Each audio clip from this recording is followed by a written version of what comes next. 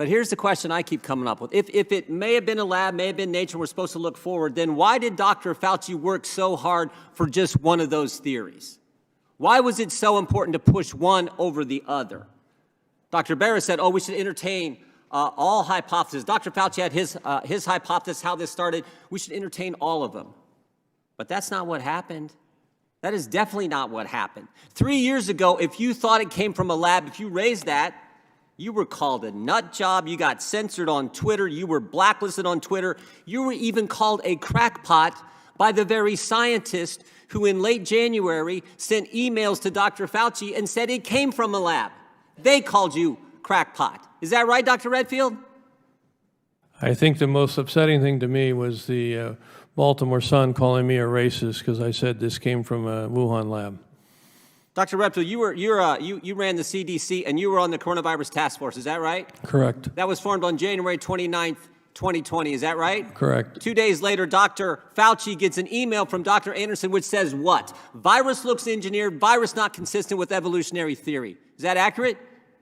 That's my understanding. Next day, I know. Did he share that email with you, by the way, Dr. Redfield? No. As a member of the task force, as a head of CDC, did he share that email with you? No. Okay. Next day, February 1st, Dr. Gary sends Dr. Fauci another email. That email says, I don't know how this happens in nature, but it would be easy to do in a lab.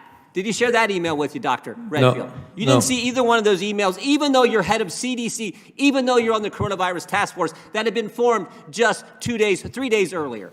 No. 3 days later, Dr. Anderson and Dr. Gary, who told us it came from a lab in emails to Dr. Fauci that Dr. Fauci wouldn't let Dr. Redfield see, 3 days later, they changed their position 180 degrees. The question is why? Mr. Wade, why would they change their position that fast when the only intervening event is a conference call with Dr. Fauci, the guy who wouldn't let Dr. Redfield see the very emails that they had sent him, Dr. Redfield, head of CDC on the coronavirus task force? Why would they change their position, Dr. Wade, or Mr. Wade? Well, this question does lie at the heart of the issue. What is pertinent, it seems to me, is there's no new scientific evidence that we can see that became available between these dates, the January 31st and Feb 4. Right. There's no new. I think you're. Go ahead. So you have to ask if there were other kinds of influence available. Now, it is true that Dr. Fauci and Dr. Farry in London were very powerful research officials, and between them they controlled. I read your testimony. I saw that. Yeah. So why don't you cut to the chase and tell them what you really think was the reason? I don't know what the reason was. I know what it was. Go ahead. No, go ahead. I'll let you say it because I read your testimony. I think you said it in your testimony too. Maybe you're reluctant to say it here, but go ahead. Well, if you're looking at the timeline, on May 21st, just a few weeks after the Nature Medicine article had come out, two of the signatories of the original email to Dr. Fauci, that's Dr. Anderson and Dr. Gary, were awarded a $9 million grant for the. So there's 9 million reasons why they changed their mind. I knew you'd get to it. I read that last night. 3 months after, so 3 days after they say it came from a lab, they changed their position, and the only intervening event's a conference call with Dr. Fauci and Dr. Collins. Again, a call that Mr. Redfield was not allowed to be on, the head of CDC and on the coronavirus task force. And then 3 months later, shazam, they get $9 million from Dr. Fauci. Well, isn't that something? Isn't that something? That's why we want to talk to these guys. That's why Chairman Winstrup wants to bring in Dr. Anderson and Dr. Gary and ask them a series of questions so we can get to the bottom of this, so we can move forward and deal with this. Now, here's the key question.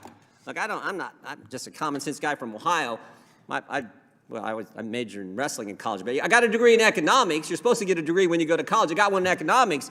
And one of the things they tell you about is a thing called opportunity cost. So when you're spending your time making sure that the country believes only one of these theories, you could have been doing what Dr. Redfield was doing in our government, trying to figure out how we deal with this virus. And what was Dr. Fauci doing? He was trying to cover his backside, and everybody knows it. And that's a part that ticks us off, because this is the highest paid guy in our government getting all kinds of money to tell us things that were not accurate. Because we now know U.S. tax dollars went to a lab in China, a lab that was not up to code, a lab that was doing gain-of-function research, and that's where this thing most definitely came from. And Dr. Fauci had to prove, no, he can't have that news getting out. And that's why he did what he did, to the exclusion of a brilliant guy running our CDC, kept him out of the loop. Keeping him out of the loop probably potentially could have harmed America.